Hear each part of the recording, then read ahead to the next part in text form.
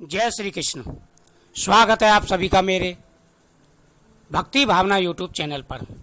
आज मैं आपको अधिक मास के चतुर्थ अध्याय यानी चौथे अध्याय की कथा सुना रहा हूं।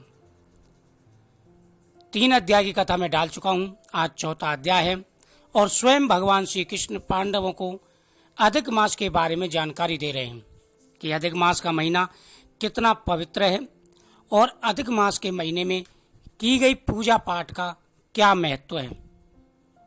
अधिक मास में जो भी लोग पूजा पाठ करते हैं, भगवान की पूजा करते हैं, गौमाता की सेवा करते हैं, शिव जी की पूजा करते हैं, उनके सभी कार्य संपन्न हो जाते हैं। हे अर्जुन, कोई समय में संयोगवश अधिक मास आए, उसको सब असहाय, निंदक, अभुज्य, मलमास और रवि की संक्रांति से वर्जित ऐसा कहते हैं। यानी जब भी मलमास आ जाता है तो लोग उससे घृणा करने लग जाते थे। मल यानी गंदा होने से स्पर्श करने योग्य नहीं, सब कार्यों में निंदित। इस प्रकार से लोगों के वचन सुनकर वह मलमास कांतिहीन होकर के, दुखी होकर के मेरे पास आया। यानी जब उसने देखा कि मेरा जब महीना लगता है, यानी मैं जब आता हूं तो लोग सभी शुभ कार्य छोड़ देते हैं, सभी मुझे निंदनीय कहते हैं, मुझे उपयोग नहीं करते। मेरे महीने में कोई भी शुभ कार्य नहीं होता जैसा सभी के महीने में होता है। ऐसा वह परेशान हो चुका था मलमास और दुखी होकर के वह मेरे पास बैकुंठ धाम में आया, जहां पर मैं निवास करता था। स्वर्ण के सिंहासन पर बैठे हुए देखकर मुझको दंडवत प्रणाम किया और दोनों हाथ जोड़ करके नेत्रों में आंसू बहाता हुआ इस प्रकार से कहने लगा। अधिक मास कहने लगा, हे नाथ, हे कृपानिधे, मलमास ऐसा मेरा नाम है।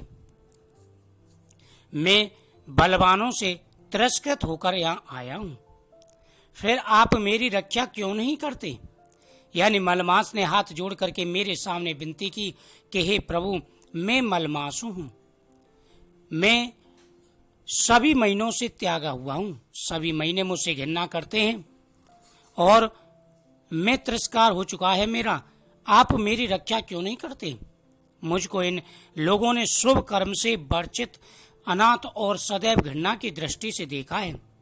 सभी लोग मुझसे घृणा की दृष्टि से मुझे देखते हैं। मेरे में महीने में सभी लोग आपकी, भगवान शिव की, सभी की पूजा करना अच्छा नहीं समझते, कोई भी शुभ कार्य नहीं करते, अनुष्ठान नहीं करते, मुझे घृणा की नज़र से देखते हैं। कोई भी शुभ कार्य मेरे महीने में क्यों नहीं होते। मैं अनाथ हो चुका हूं, लोग घृणा की दृष्टि से मुझे देखते हैं। अब आपकी दयालुता कहाँ गई, कठोरता क्यों अपना रखी है। इस प्रकार भगवान से कहकर के स्वामीहीन मलमास श्री कृष्ण के आगे आंसू बहाता हुआ बैठ गया। यानी भगवान श्री कृष्ण के सामने वह रोता हुआ और बैठ गया। अनेकों प्रकार से उसने भगवान श्री कृष्ण की विनती की। आंसू उसके बह रहे थे, दीनहीन होकर के वह भगवान के सामने बैठा हुआ था। तब द्रव्यभूत हरि आगे बैठे दीनहीन मलमास से कहने लगे।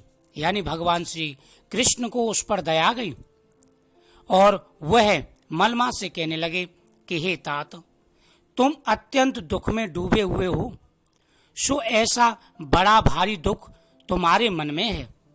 हे तात, तुम बड़े दुखी मालूम होते हो, तुम्हारे मन में बड़ा दुख है, तुम्हारे मन में बड़ी चिंता है। तुम किसी प्रकार का सोच मत करो, मैं तुम दुख में डूबे हुए का उद्धार करूंगा। हे तात, तुम किसी प्रकार की चिंता मत करो, मुझे मालूम होता है कि तुम बड़े दुखी हो। तुम किसी भी प्रकार की कोई चिंता मत करो, मैं तुम्हारी रक्षा अवश्य करूंगा। मेरी शरण में आकर तुम सोच करने योग्य नहीं हो, और हे तात, जो भी मेरी शरण में आ जाता है मैं उसकी अवश्य सदैव रक्षा करता हूँ। तुम मेरी शरण में आए हो और मेरी शरण में आकर के तुम्हें शोक नहीं करना चाहिए, दुख प्रकट नहीं करना चाहिए। नारायण बोले। ऐसे भगवान के वाक्य सुनकर मल मास भोजल सा होकर के मधुसूदन भगवान से कहने लगा। और जब भगवान श्री कृष्ण ने उससे ऐसे वचन कहे तो मलमास बड़ा प्रसन्न हुआ।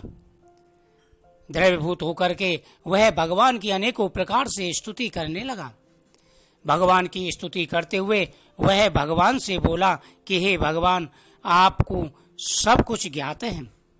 उसने भगवान से कहा कि हे प्रभु, आपको सब कुछ ज्ञात है, आप सब कुछ जानने वाले हो, आप मनुष्य के भाग्य को जानने वाले हो, क्योंकि आप पे भाग्य बिताता है, आप ही भाग्य बनाते हो।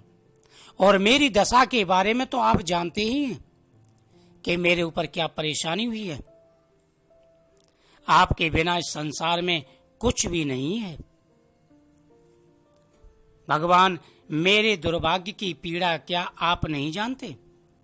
हे प्रभु, आप सब कुछ जानने वाले हैं। आपके अलावा इस संसार में ऐसा कौन है जो मेरा संकट हर सके? और क्या आप मेरी पीड़ा नहीं जानते? हे नाथ, दुख रूपी भंवर में फंसा हुआ जैसा कष्ट किसी को ना हुआ ना देखा, सो आपसे कहता हूं। और हे प्रभु, मुझे इतना कष्ट है, ना तो मैंने इतना कष्ट किसी को देखा है और ना मैंने सुना है।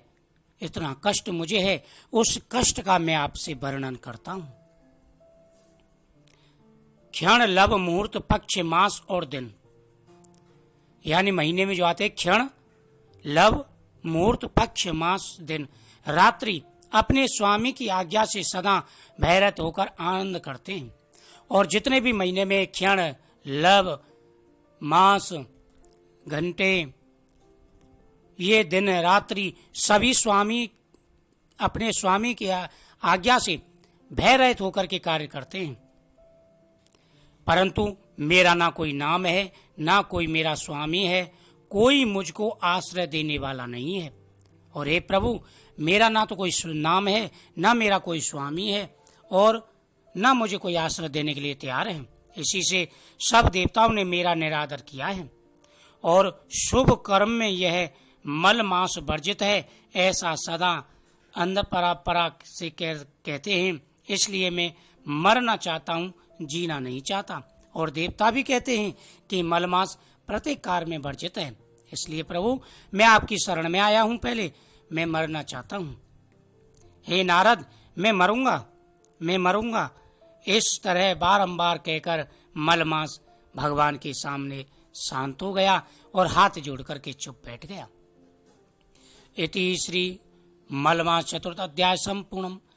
बोल राधा कृष्ण भगवान की जय। मलमास की यह कथा बड़ी पवित्र है। इसके सुनने से सारी पीड़ा दूर हो जाती हैं। इसका श्रवण जरूर करना चाहिए और गौ माता की सेवा करनी चाहिए। जय श्री कृष्ण।